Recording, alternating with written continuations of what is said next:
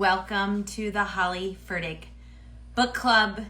It is a cold and rainy day here in Charlotte, North Carolina. I hope the weather is better from wherever you are. I hope your day was better than my dog Bo's day. You can hear him snoring in the background. You also might hear Abby practicing her piano in the background. She is going to be coming and getting the snoring dog in just a minute, but here is Bo. As you can see, he has a donut around his neck because he got neutered today. So no matter what happened to you today, no matter what the weather was like, you can pretty much guarantee your day was better than my dog's day. But dogs have great lives. So anyway, enough about Bo and his snoring. I am so excited for tonight. It is book club night. It has been a minute since we have met together. And tonight we are discussing this book, The Last Thing He Told Me by Laura Dave. And Laura is going to be joining us tonight. I'm so excited. I can't wait to talk to her and hear about how the story came to life. And I hope you enjoyed this book as much as I did. I read this book last October, and I really enjoyed it. I love the pace of it, and so I wanted to make it our October book club book, because I like to pick a book for October that is suspenseful and a little bit scary, and so I read this book and I immediately tried to book Laura to come on, and she is a busy woman because this is a New York Times bestseller that is being made into a show with Apple TV, and I'm so excited that she is going to join us tonight. So I want to start tonight by reading you a quote that I loved from this book. Okay, this quote is on page 276, and I'm going to read it to you from my notes. It says this: "In one way or another, this is the deal we all sign when we love someone, for better or worse. It's the deal we have to sign again and again to keep that love. We don't turn away from the parts of someone we don't want to see, however quickly or long it takes to see them. We accept them if we are strong enough, or we accept them enough not to let the bad parts become the entire story." And I love that quote because at the end of the day, I feel like this book is about loyalty, and it's about a woman who marries a man and she thinks she knows him, and then she finds out one day that there was a lot that she didn't know about him and his daughter, and he leaves her a bag of money and a note that said, all the note says is protect her. And this woman, Hannah, she goes on this journey of finding out why her husband has vanished, where did he go, what happened. And I think, yes, Mrs. Queen Bishop, that is my dog snoring in the background. He had surgery today, so we're all feeling sorry for him. But Abby's going to come get him after she finishes playing the piano, which you could probably also hear in the background. Anyway, I'm sorry, I got sidetracked. But this woman, Hannah, she has to uncover this mystery of where her husband went, what happened to him, what did he get involved in, was he a good person, was he a bad person, what in the world is going on. And she becomes loyal. She decides to stay loyal to her husband and to her love, to his daughter, by staying loyal to his daughter and doing the thing that he asked her to do, which is to protect his daughter, Bailey. And so I love that. And I love this idea from this quote about how when we love someone, for better or for worse, we don't turn away from the parts of them that we don't want to see. Because that's what true love is loving the parts of someone that are beautiful and lovely and wonderful, but also loving the parts of them that are hard to accept. And so anyway, I loved it. LJ Music, hello. He says, does this book have a movie? It does have a movie, and we're going to ask Laura about it. I think it's a show that's going to be on Apple TV Plus, but it's not out yet. We're going to ask Laura all about it. All right, guys, I want to know, what did you love about this book? Tell me. Besides the fact, start typing, because I want to know what you loved about this book. But besides the fact that you could not put it down, because when I asked you in our emails, what do you want me to say? Ask Laura. All of you were like, I could not put this book down. I could not put this book down. And, there are criteria for a good book. A book that makes you cry, a book that you can't put down, a book that takes you completely off guard by surprise, a book that has a different ending. I mean, so many criteria for a great book. And I think the biggest part of this from this book was that, yes, Shell, what you said too, was that you could not stop. You just flew through it. You could not stop reading it, listening to it. You had to know what was happening. But then also, I love the ending. And I want you, okay, I'm going to read some of your comments, but then I want to know if you liked the ending. So Katie says, I love that the suspense wasn't too scary, but it captured the reader. Katie, totally agree, 100%. The kid that brought the note to the door. Abby, you want to say hi? Here's Abby. Hola. Pick up Bo. So everybody wants to see Bo. You have to see his collar of shame. We had to buy him one that looked more comfortable than that plastic thing. So there's Bo. And he snores even when he hasn't had surgery. All right. Goodbye, Abby. Shut the door. Okay. So Emily, we also need to ask Emily if she skipped to the end and read the ending first. But now I'm going to read some of your... Do you always ask her that? We always ask her that because most of the time she skips to the end. Can you believe that? I always do that, but I didn't think you asked her that on book club. We do. Okay, Lynn Jasmine says she loves the character building. Diana says Haley letting Bailey choose. Katie Eventi says, I love the suspense. Oh, I already read yours, Katie. Let's see. Let me skip to some more. The evolving relationship between Hannah and Nicholas's daughter. Yeah, that was great. I loved how at first, they had a really hard time getting along and trusting each other, but then they were kind of forced to. iHeart Reading says the loyalty that she had to her husband. Joe Erica Lopez says, hi. I loved the stepmom-daughter relationship. I'm a stepmom, so I can relate. Plus, I have a teen daughter. It was really well depicted, I thought, of having a teen daughter and that how I would imagine a stepmom relationship. Pants Party LaRue says, I love that she put the daughter first, that she was selfless. Totally agree.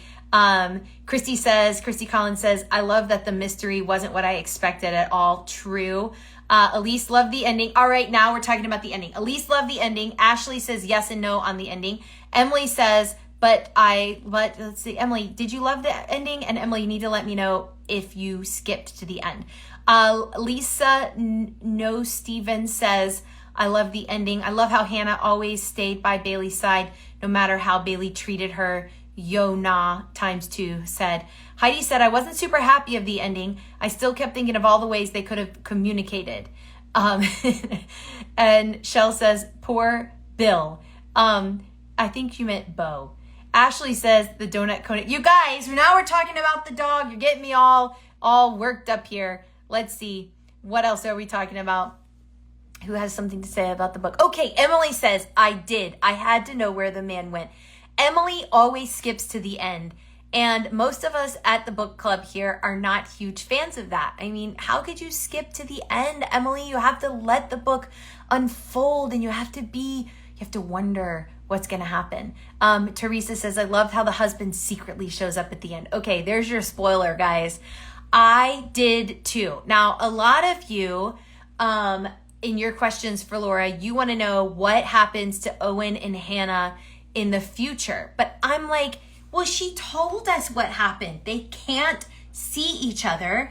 And he just shows up. And I really like that because it was a bit unsatisfying, but yet a bit believable for a fiction story, which doesn't have to be believable. Emily says she loved the ending. Judy McMillan says she loved the ending. Let's see. Megan Z says, I was expecting more for the ending, but I did love it. Let's see. Alan Scottish Shortbread says, I want to know if Bailey visited her grandpa. Yeah, that's true. I was curious about that. Let's see. Stephanie says, the could have been boys still love you. The last thing he told me. That was awesome. How she like called back to the title in the end. I really did love that. Guys, it's time. Let's get Laura on. Enough talking about her book. Let's talk to her about her book relationship. Hi, Laura. Hi, how are you? Wonderful. And I am so honored that you would come on tonight. I know you're so busy and we just love talking to authors and we're so happy that you're here. Oh, I'm so happy to be here. I've loved listening to you guys talk already. And this is just such a nice way to end the day today. So I'm very grateful. And it's so funny listening to you guys talk about the ending because the ending is very divisive. And I will say, for those that wanted more, I am writing a sequel. That was not planned when I worked on the book, but Okay. But there will be a sequel. So some of those questions about what happens next will be answered. Oh, that's so interesting. I can't wait. That's so exciting. Laura, to kick us off, Yes. I think someone on my team asked you to have a selection to read to us. Yes. Can you read to us to start off? I'd be happy to. Sure. Absolutely. And I also loved seeing your daughter. She's so friendly and nice. I have a 6-year-old son, and he, at this moment in time, there's nothing he loves more than like a big kid. So he would have just died. He would have been so excited. Well, he would love her because she's very friendly. Yeah. Okay. I'm gonna read right from the beginning of the book. Owen used to like to tease me about how I lose everything, about how in my own way I have raised losing things to an art form. Sunglasses, keys, mittens, baseball hats, stamps, cameras, cell phones, Coke bottles, pens, shoelaces. I did used to have a tendency to misplace things, to get distracted, to forget. On our second date, I lost the ticket stub for the parking garage where we left the cars during dinner. We'd each taken our own car. Owen would later joke about this, would love joking about how I insisted on driving myself to that second date. Even on our wedding night, he joked about it. And I joked about how he'd grilled me that night, asking me endless questions about my past, about the men I'd left behind, the men who had left me. He'd called them the could have been boys. He raised a glass to them and said, wherever they were, he was grateful to them for not being what I needed. So he got to be the one sitting across from me now. You barely know me, I'd said. He smiled. It doesn't feel that way, does it? He wasn't wrong. It was overwhelming what seemed to live between us right from the start. I like to think that's why I was distracted, why I lost the parking ticket. We parked in the Ritz-Carlton parking garage in San Francisco, and the parking attendant shouted that it didn't matter if I claimed I'd only been there for dinner. The fee was $100. You could have kept the car here for weeks, he said. How do I know you're not trying to pull a fast one? $100 plus tax to go home. Are you sure that it's lost? Owen asked me, but he was smiling as he said it, as if this were the best piece of news he'd gotten about me all night. I was sure. I searched every inch of my rented Volvo anyway, and of Owen's fancy car, even though I'd never been in it, and of that gray, impossible parking garage floor. No stub, not anywhere. The week after my husband disappeared, I had a dream of him standing in that parking lot. He was wearing the same suit, the same charmed smile. In the dream, he was taking off his wedding ring. Look, Hannah, he said, now you've lost me too. That's the beginning. It's so good. Oh, The way that I'm so happy that you read that part because the way that you opened the book and then closed the book was just marvelous. Oh. And so I'm curious, this is great because this is my first question. Did you write that first? Did you write that last? How did the order of this story come to be? So I'm always interested, like when I start writing a book, I'm interested in sort of an emotional question I want to explore. And here the question was, can you really know the people you love the most? And what does it mean to really know someone, to be the witness to their lives? And so I wrote this, the prologue actually years and years before I started writing the book. Okay. And I knew that I wanted to explore the idea of someone just vanishing, someone who you think you know, and paradoxically, the world is telling you is someone else entirely. And what do you do with that? What do you do with what's in your soul versus what the world wants you to believe about somebody? And so I was sort of holding on to that, and but I didn't want to tell that story unless I could figure out a way to make the woman at the center of that questioning the hero of her own life. And Yeah. the way that I got to the place that I knew where to go was I got married all the way back in 2011, and someone gave us a wood turn bowl for a wedding present.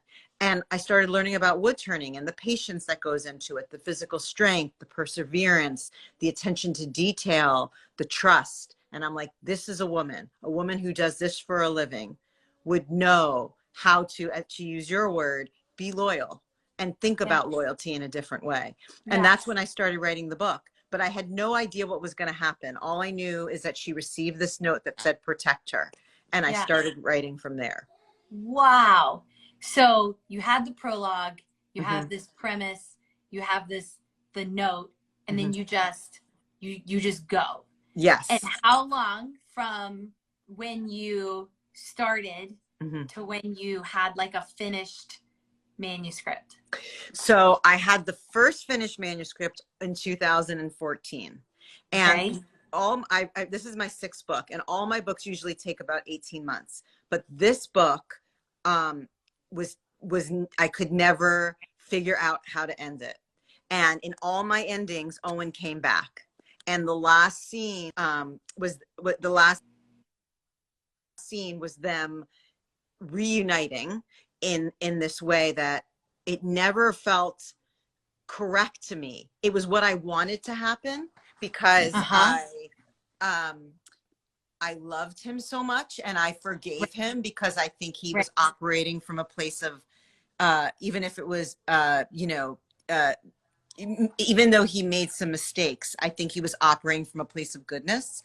But every time I would get to that end, it was never organically where I felt like the story was supposed to end. And then I had my son, and I realized, oh, this is the primal story of someone becoming a mother. And once I realized that, I knew that Owen wasn't coming back, and that the love story I was telling was slightly different than the love story I set out to tell.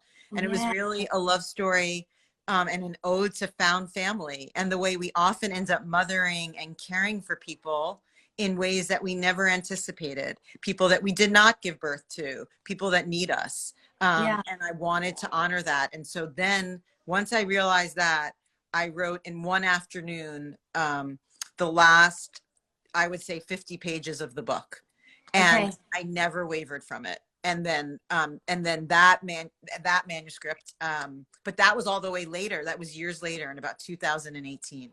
So Wow. that's a long answer, but it took about 8 years from the time I first started.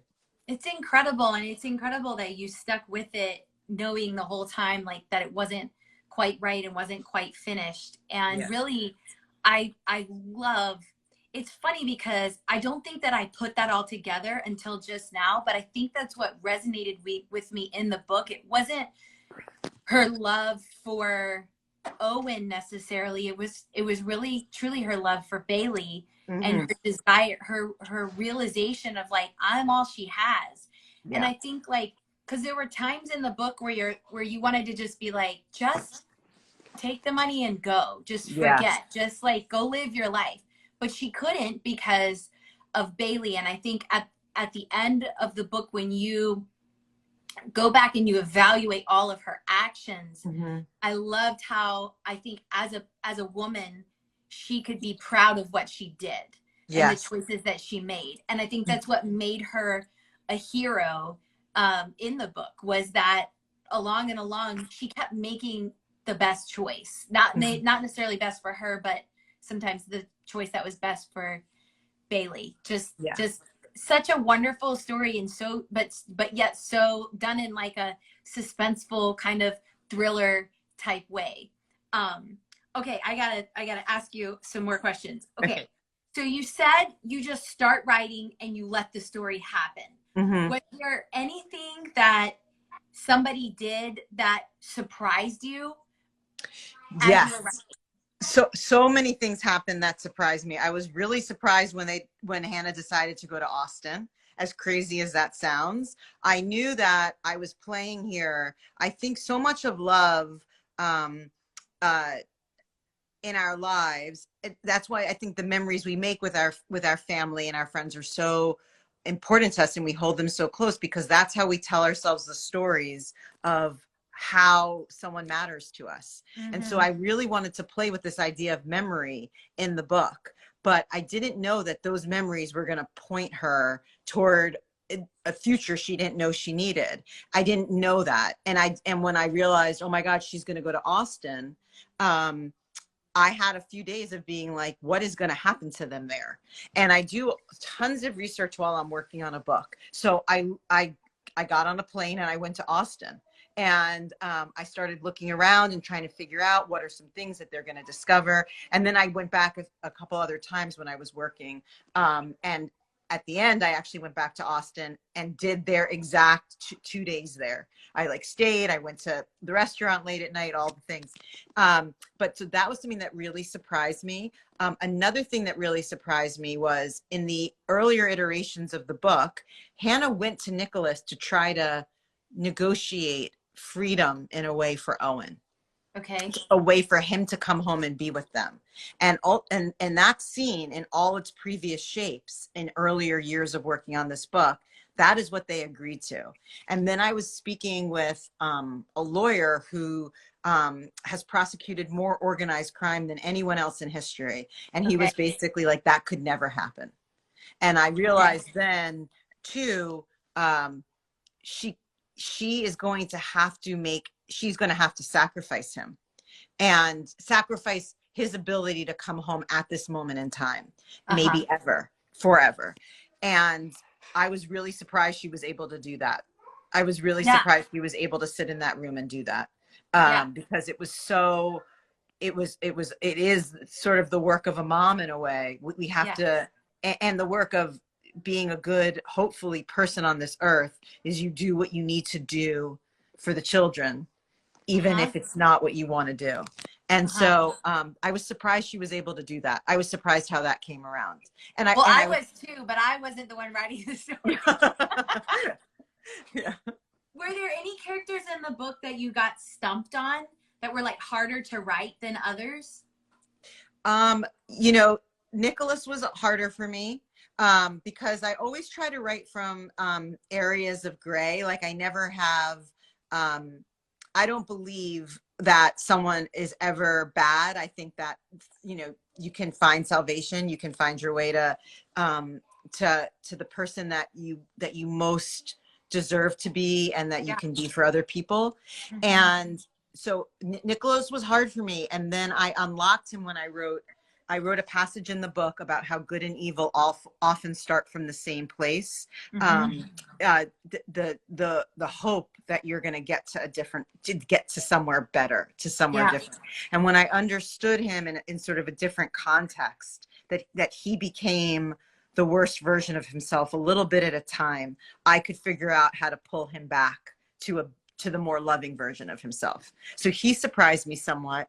I think Grady was very surprising to me, the U.S. Marshal, because I had to figure out a way to make him very smart and also that the path he wanted for them, that he truly believed that was the best path for them, but that Hannah could turn away from it. So he was complicated for me. And in early iterations of the book, there was moments where I was like, maybe that's going to turn out to be a love interest. Maybe I didn't even know, and then maybe Owen's going to turn out to be bad, but never really did I think Owen was going to be bad. So, I think Grady was complicated too. So when you're how does this work? Are you like walking around with these characters following you all the time? Are you always thinking about them? How do you make the time to like get it to come out on paper? So I have a writing process that's really been the same since I've been in graduate school. I went to graduate school for writing, and I actually wrote my first book in graduate school. And then I finished and I moved back home to New York, where I'm from, and I spilled water on my computer and I lost the whole thing. All that work, all those years of work. And I remember sitting in my parents' home and my father saying to me, like, what are you going to do now? And I said, well, I'm going to start again. This is what I'm going to do. And so I got all these jobs. I had 13 jobs that first year out of school. I tutored private school kids and I waited tables and I worked, I did some freelance work for a PR firm. I wrote for ESPN, anything to keep my mornings free. So I would get Okay. up at 5 and I'd write till 10:30, almost no matter what. And it was so precious to me that I was willing to do just about anything to protect that time. And I would work, different hours in order to do that. And I think I learned then, like, what you do first in a day often is what you do best, or at least for me. And Okay. so I still always write in the morning. And before I turn on the internet, now I have a son, so I take care of him and I get him off to school. And then that is my time. The internet is off. I listen to the same song on repeat the entire time I'm working on a book. I heard that about you. And Yes. so now we're going to have to pause and we're going to have to talk about this. Yeah. I have so many questions to ask you about this. Are you telling me one song all day long? One From, song. what did you say, 5 to 10:30? 5 hours, Yes. one song Yes. for the whole book? The whole book. So I find the song, usually at the beginning of the writing process, it becomes a shorter and shorter playlist of songs that become sort of meditative for me. I used to write in coffee shops, and then I started writing at home. And when I wrote in coffee shops, it was really to tune out other people. And sort of be focused and meditative. And then it just became sort of the soundtrack to, like, I'll stop the song wherever it is in the song when I end my writing day and pick up in that moment of the song the next day. This is the craziest thing I have ever heard an author say. Yeah. And, I am fascinated by hearing authors talk about their methods. I have never heard, because my husband, he is one of those people that he latches onto a song and he plays it over and over again.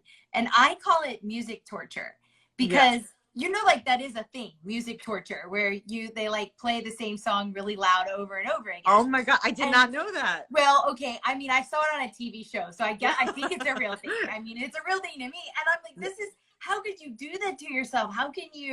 So what's the song for this book? So the song for this book is a song called If I Should Fall Behind. It's a song by Bruce Springsteen, but it's a specific version of that song that he sang with his band at Madison Square Garden. And it's like the song's like 6 minutes and like 42 seconds or something like that. And everyone in the band, his wife, these people he has been making music with for decades, they all sing a verse. And at the end, they all sing together. So it's that version of the song that I listen to again and again and again. And I love it. The book is over. Do you still love the song? I love it so much. And just the other day, my husband got into the car and it was on. He's like, you've got to be kidding me. He's like, you're still listening to it. I love it. I really love that song. Are you like a big Bruce Springsteen fan? I like Bruce Springsteen. I really do. I love his music. I love music. Music's a huge influence for me in general, but every book has been a different song. So what are some of your other songs? One of my other songs is called Bixby Canyon Bridge by this band called Death Cab for Cutie. Okay, I've been to the bridge. Yeah, it's a beautiful bridge. I love that. I love that bridge. Another song, I listened to a Joni Mitchell song for one book, A Case of You. I'd have to sit down and think. It's crazy how it leaves my mind. Another song was my first book was a song called Call Me on Your Way Back Home, by this man named Ryan Did Adams. the songs have the story in the song have any connection to the story that you're writing? So sometimes it does. So with this, it's really a song that Bruce Springsteen wrote for his wife for their wedding. So it was a wedding song. And when I wrote the wedding scene in the book, I began to imagine that this was the song that at that restaurant, Francis, that they're after everyone leaves, that they put it on one of their iPhones or their iPod or whatever it is, and that the two of them dance alone to it in the restaurant. Okay. So I imagined it almost as their anthem to their lives together. Is it just like, does it start to make your brain go, okay, song's on, now it's time to write? Yes. That's you said it so well, Holly. That's exactly what happens. It has a meditative quality to it. And it reminds me, especially because I often don't know what's happening next. There's this great E.L. Doctorow quote that I love about writing a novel, in which he says, writing a novel is like driving a car at night. You have to see as far out as your headlights, but you can't see further than that. And writers have all different processes of how they deal with it, but that's how I do it. And so because I don't know what's happening, it taps me back into my characters in a way that I get to be in conversation with them, and they get to sort of, as corny as it sounds, show me what's going to happen next. Okay, that is the most fascinating thing. I'm telling you, that's the most fascinating thing any author I've ever got to talk to any author about. So I'm so glad that you share that openly too, because it's really funny. Well, you know, it is. And I had not heard that other authors do it, except that a playwright that I love is this man named Tom Stoppard, and he's one of the reasons I became a writer. I saw his show with my mom when I was a teenager. He wrote a show called The Real Thing, and he's written some other Arcadia beautiful plays. And just recently, a friend of mine sent me an article that he listens to the same song on repeat. And I never knew that. And he's had such an influence on my career and on how I think about writing, that it was so wild to hear that he does the same thing. That is so fascinating to me. I truly can't get over it. I heard you say it on an interview that I was listening to today. And I told my husband, I was like, babe, she listens to the same song over and over again. And he goes, you have to ask her more about that. That's like, amazing. I love that your husband likes doing that too. That makes me, you know, that's great. He is not as obsessive as you. I mean, not even close. But he did. I don't know if you know, my husband's a preacher, and he had this one song that he listened to on repeat on Sunday mornings while he was getting ready to preach for years. And that particular song, he would listen to it like pretty much like from the time he got up until he went to go and preach.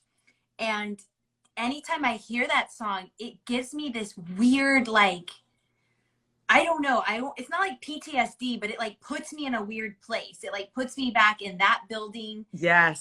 In that, it was in a green room. It was like a backstage room. I can smell it. I can see it. The whole song, it just like does something really, really weird inside of me. So I can't imagine what that's like for you, because I mean, you wrote this book for years. So yeah. I mean, you better pick the right song with the next.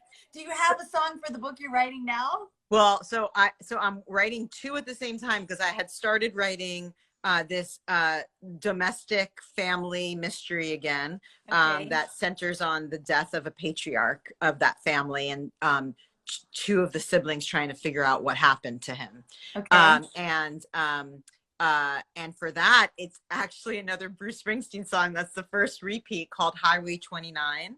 That I've been listening to, but I've been also working on the sequel. I started writing the sequel of this book, and I do not have a song yet. I've been listening to like several songs, so that hasn't revealed itself yet. But we also wrote with my husband. I wrote the TV show. We wrote the limited series together, and it's so funny because when I write scripts, I don't listen to the same song. It's only with novels. So. Oh, that is so bad. I bet your husband is like, we cannot write together, because I cannot listen to that again. He couldn't. It's so funny. He listens to music too when he writes, but he listens to like a long playlist, which is much more common, I think, you know, that people listen to. Yeah. It's so fascinating. Can you tell me a little bit about the show? Is it supposed to come out this summer? So, yes, we don't have it. We don't have a definite, we haven't been told a definite air date, but I think it's going to be sometime this spring. It is, Jennifer Garner is playing Hannah Hall. Okay. And Gowrie Rice, this wonderful actress, is playing Bailey. And it's just, you know, it's been such a joy. It's just sort of, it's so crazy to see these characters have this second life, and Yeah. to it's everyone that's worked on the show. It's just been really so lovely. That's amazing. Is it wrapped? It's done? It's wrapped. We're in post-production right now, which means we're in Okay. editing. And so and we're almost done. We're working on the finale. So we're really close to the end. We're really Oh my close to the goodness. end. That's so exciting. I can't imagine how fulfilling that would be to get to see your book, you know, come to life, and to get to work with your husband on writing the script. That's just it's just amazing. Okay, before you go, so you told us what you're working on now. Really quick, we love to ask all of our authors, who do you like to read? What are some of your favorite books? What are some books? So you can answer this question however you want. Like, is there a book that made you fall in love with reading? Is there an author that you've read all of their books? Yes. What do you love? I love this question, and I love listening to what you were talking about, what you read last month. It's like my favorite thing. I think the reason I became a writer is I just love reading so much. So I read like 3 books a week. So, Okay. so I mean, that also sounds crazy. It's like my favorite thing, though. So like when I finish work in the morning before I have to go pick up my son, my afternoon work is often reading, and sometimes it's research and sometimes it's not. So I have sort of my all-time favorites and then my current favorites. One of my all-time favorites is a book called Heartburn by Nora Ephron. I've read that. Did you like it? Loved it. I love it too. And I heard you say that you like audiobooks, and a real treat is that Meryl Streep does that audiobook. So if you want, that's what I think. I'm almost positive it has like a fork on the cover. Yes. Yeah, I listened to it, and I loved it. It was very quirky, but great. Great. And I love that she has recipes in her book. I cook a lot. I love any books that have food in it, and I feel like that's very joyous. I love Joan Didion, who wrote a collection of essays called Slouching Toward Bethlehem, which I think is really wonderful. More recently, even though it's not exactly a recent book, I love a book called Defending Jacob, which is a really great book club book. Was that a show? It was a show on Apple, actually. I saw the show. Yes, the book is excellent. I think Really? it's really good. I love that. I love Pride and Prejudice is a book I reread every year. Jane Austen. I love her. I love an author named Jonathan Tropper. I've read all of his books. I love Michael Chabon. He's one of my favorite writers as well. I have so many. I'm like sitting in front of my bookshelf. It's so hard to pick, but our house is overrun with books, and that's my favorite. So those are some of the recent ones that I love. And it's so funny because, you know, I think people's what they read changes over time. And for me recently, I've been reading so many mysteries. The nicest compliment when I was reading the comments are people saying, I read it in record time and I couldn't put it down, because I feel like it's such a gift with so many forms of entertainment now. And like, you can go see the show, you can go do this, you can do whatever, for people to pick up a book. The other reason, which I didn't say, that I listen to the song on repeat, is I feel like it keeps a rhythm to the writing, so that people don't want to put it down, is my hope. So I love books that I just can't put down. So I've been reading a lot of mysteries recently. And that's also something that I love doing. Do you like to read to your son? I read to my son every night. It's my favorite part of our day together. So yes, definitely. One of the best things of being a mom to me was reading to my kids, and now they're busy, and my daughter she has her own books that she's reading, and so we don't read together as much as we would like to. Laura, thank you so much for being on. It's so wonderful to talk to you. I know you're so busy, and I just really appreciate it, and so does everybody in the book club. Well, thank you so much for having me. It was so fun to get to chat. I I loved it. I really appreciate it. Have a great evening. You too. You too. See you Bye. next time. Bye.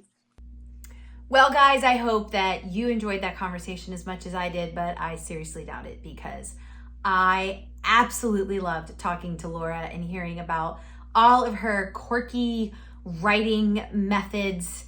I absolutely loved the book. I've got it here, right here, The Last Thing He Told Me. I'm so thankful to Laura for joining us. If you enjoyed this conversation, make sure you leave me a comment in the chat. Let me know what your favorite part of the book was. Let me know what you're reading. If you think you're reading something that I should be reading, let me know. And if you are not an official member of the Holly Furtick Book Club, I don't know what you're waiting for. Make sure that you head over to hollyfurtick.com. All you have to do is enter your email address. I promise I'm not going to spam you. I'm just going to let you know what we're reading and when we're meeting so that you can join us for the live discussion next time. And if you enjoyed this book, The Last Thing He Told Me, I've got a conversation with another author about a book called While You Were Sleeping that I think you would enjoy. It's going to come up next. Anyway, make sure you like, subscribe, hit the bell, share this if you enjoyed it and you want a friend to read the book. Do all the things, and I'll see you back here next time on the Holly Furtick Book Club.